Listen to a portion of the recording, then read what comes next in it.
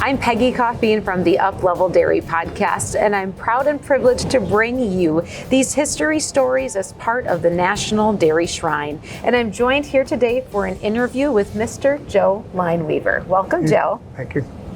And for those that aren't familiar with you, Joe, you have built quite the legacy in the area of reproductive physiology and embryo transfer as an extension specialist at Virginia Tech, and also you founded Blue Ridge Embryos. Your work led to some of the first Jersey embryo transfers, and you also developed some of the industry standards and mentored so many others that had an impact in this field of reproductive technology, including offering scholarships to people in your name as well, holding leadership roles with the American Embryo Transfer Association, and you seem to have an affinity for Jersey cattle, bringing you back to the American Jersey Cattle Association. Joe, you have had an incredible career in the dairy industry, but let's take a moment to get to know you. How did you get your start working with dairy cattle? Where did you grow up, and what got you in the direction of reproductive technology and embryo transfer? I was born and raised in Virginia, in Rockingham County. There was a lot of 4-H and FFA work back in the early days, and I just loved dairy judging, and so that's what shifted me over to the dairy industry. I went to Virginia Tech and studied my BS in dairy science, my master's in genetics in dairy science, and then went all the way to the West Coast to Washington State University for a PhD in reproductive physiology. Oh my goodness. So your passion and pursuit of dairy cattle genetics took you across the country. Yeah. Yeah, but ultimately brought you back to the East Coast? Yeah, and really, the American Dairy Science Association meeting the year I was finishing on the West Coast was at Penn State, and so I attended that meeting and then caught a ride back to my home in Rockingham County with some of the faculty members from Virginia Tech, and they interviewed me on the way down, and me not knowing that was going on, and so ended up back home. So you didn't realize you were being recruited and interviewed on that car ride. No. You thought you were just getting a ride home, huh? That's right, absolutely. Oh, but look at where that path unfolded, where it's taken you, and now let's talk about this area of reproduction, embryo transfer. As you were pursuing your interest in genetics, how did you get involved in that specific side of the industry? When I was applying for graduate school, the professor at Washington State University was the only one that said I could work in embryo transfer work. And so that's what took me to the West Coast. Okay. And during the time out there, we did a lot of work with lab species because they were so cheap to handle, and cattle research is expensive. And so that's the way it started. Wow. So when you talk about those early days of embryo transfer, what was the process like at that time? Like, what were those early years like of that technology? Early years, we didn't have the hormones to do the job. We didn't have the equipment to do the job, or the techniques in order to get things done. And so we spent a lot of time working on technique and everything associated that we seen associated with embryo transfer work. So in these days, there wasn't a round of shots that you could give animals to be ready and prepared to do the trials with. You had to really go off of their natural cycle. That meant you had to have some patience with the timing too, didn't it? Yeah, it was trying. There were as many strikeouts as there were victories. But it was fun. Yeah, and so your time at Virginia Tech, let's touch on that for a moment here. You were a pretty busy guy while you were there. Yeah, and of course when you join a department at a university, there are things that are going on, and you have to fill in and do that kind of work. And so my ET work sort of took back seat for a while. But in spare time and so forth, did start working with lab species and working on techniques and so forth to get back into ET work. So you always kept your hand on that. At the same time, you ended up authoring or co-authoring 126 papers. Yeah. So what were some of the highlights of that research that you were doing? What are key findings that stand out for you? I guess the big thing was a 22-page publication that outlines semen handling, all the research that go into it, storage of semen in liquid nitrogen, and and the techniques of AI and so forth. So that was the big deal. Wow. I was 90% extension and 10% teaching. Okay. So I taught a graduate course and an undergraduate course, and the endocrine part of a couple other courses at the time, but primarily extension and teaching dairymen how to use AI. Wow, so your teaching wasn't just at the university, it was really out in the field, helping dairy farmers to understand what the necessary steps were to really optimize their opportunities with AI through the research that you did to have those protocols and procedures and kind of best practices, huh? Yeah, because you want a dairy cow to freshen every 12 months so that the high milk production levels are prominent over low production at the end of a lactation. And so reproductive efficiency is a very important role there. Yeah, and you made an impact in that area, Joe. And as you mentioned before, you were doing a lot of research, busy writing a lot of papers and teaching, but this embryo transfer concept was something that you kept gravitating toward and keeping close to your heart. And that led to the development of Blue Ridge embryos. Tell me about that. Back in the beginning, in the mid to late 70s, Dr. Richard Wilkes was getting out of vet school. I was on the faculty at Tech, and he called me up one day and said, ET's coming down the road, and we really need to get into it and see if we can do it. And so that's what started the ET work. And so we started working on weekends, holidays, annual leave, and so forth. And then during the week, of course, I was working Tech. And so it just took time. I had no time at home. So this was really a passion project for you, like something that was near and dear to your heart, that you had a strong drive for developing embryo transfer technique. And you said that original call that you received said embryo transfer was coming down the road. What did that road look like at that time? We were looking at the most valuable cows in a herd, the highest genetic, the highest production, the ones with the biggest numbers, and we were getting a large number of calves from those cows, and so that just increased the value of dairy cattle. So you saw that opportunity to increase the value of cattle through the genetics, through being able to produce more of those high-end genetics, and let's talk specifically about what that led to for the Jersey breed. So a breed that, as we mentioned earlier, you've been quite involved in. What was it about Jerseys that led you to focus on that specific type of cow? Well, Jerseys are the most efficient dairy breed. They have high butter fat, high solids.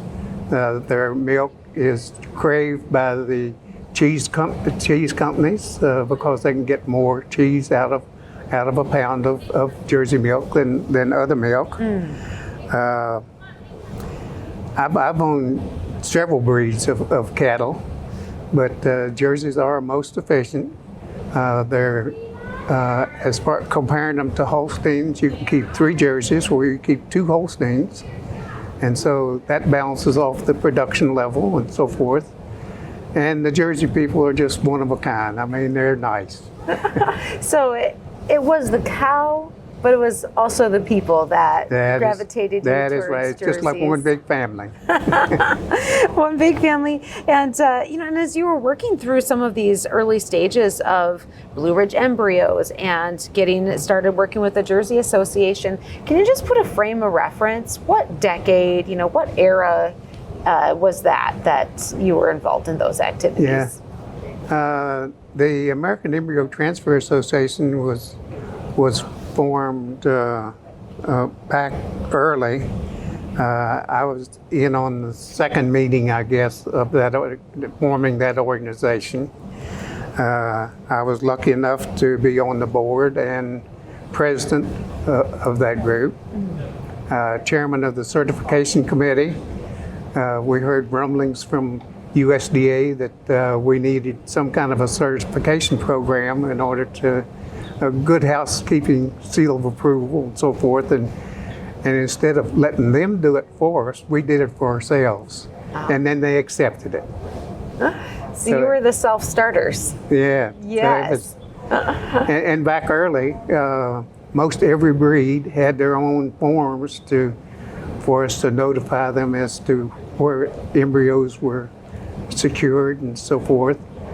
And so I was chairman of the committee in getting all the forms from all the different breeds and consolidating them and come up with one form, so the ET practitioners only had one form to mess with rather than a couple dozen. So you streamlined the process. It was streamlined. And you understood from being on the other side of it, right? Because being a person that was doing those services, you knew that it was important to make this accessible and easy so that the whole system could be in place to create this organized standard for embryo transfer, the services and the protocols around that. And what you just talked about there with your leadership at the American Embryo Transfer Association, that's just one of several leadership roles that you've had over the years, places and positions that you have been in to mentor others.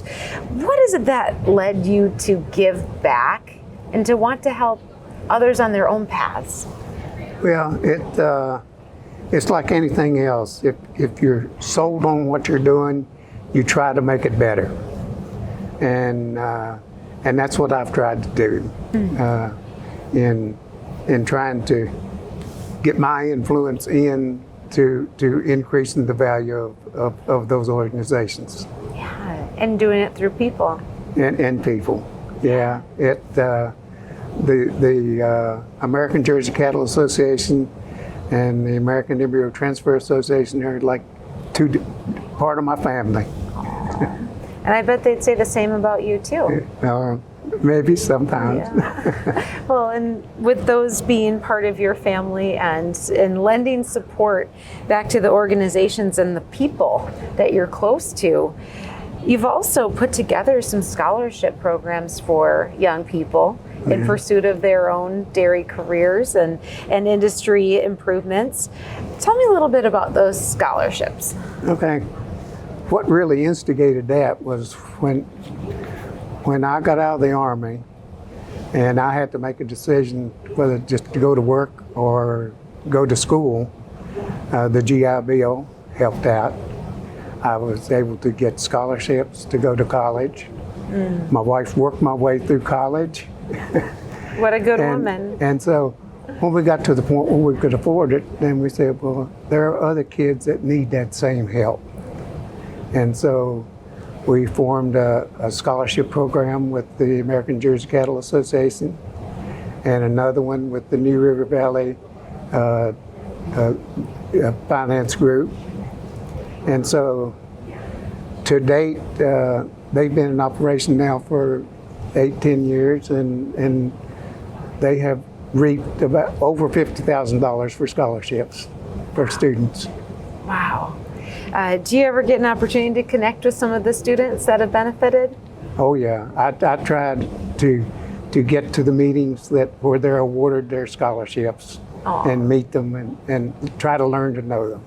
Any that really stand out that were able to take that scholarship and really ended up doing some meaningful or impactful work so far in the industry? Yeah, there's a number of them have become veterinarians, and others have leadership roles in the dairy industry.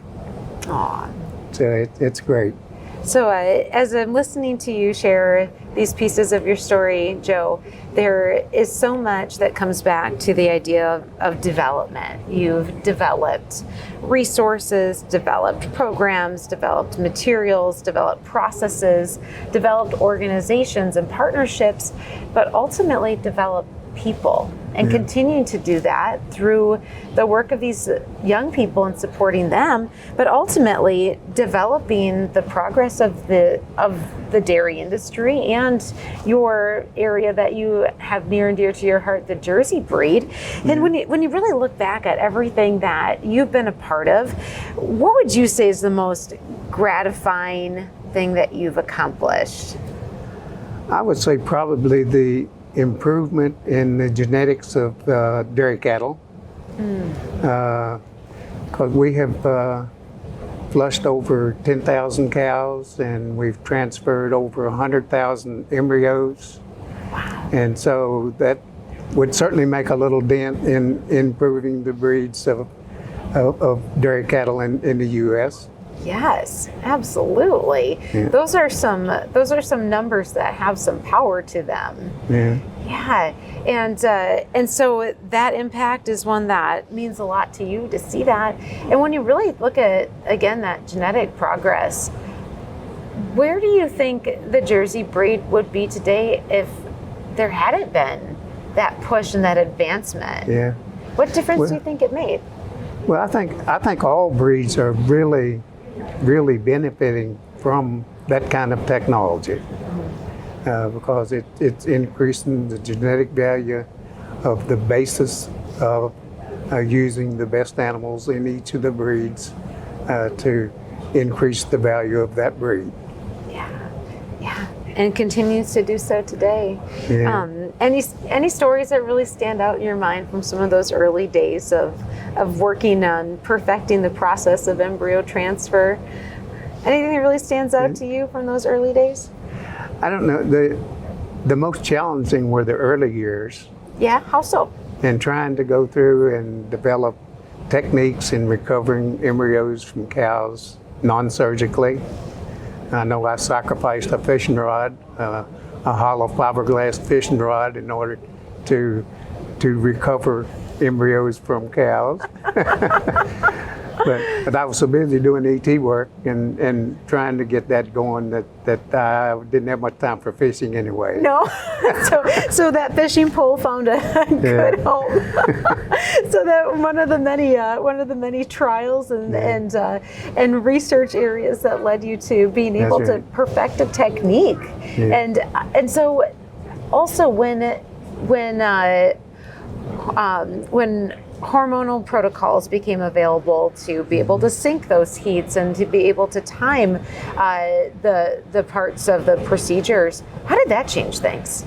Yeah, it was back originally, as far as follicle stimulating hormone to cause superovulation in the cow, were hard to find and so forth. Then a couple companies started isolating FSH, and that made it a lot easier to go through and determine what level to use on each cow, and each cow is different, just like people, and so we kept a real meaningful record on each cow we came in contact with as to how much FSH she should get and make everything work. Wow, so you really catered it to the cow. You got to know those cows pretty well, didn't you? Yep, we did. Yeah.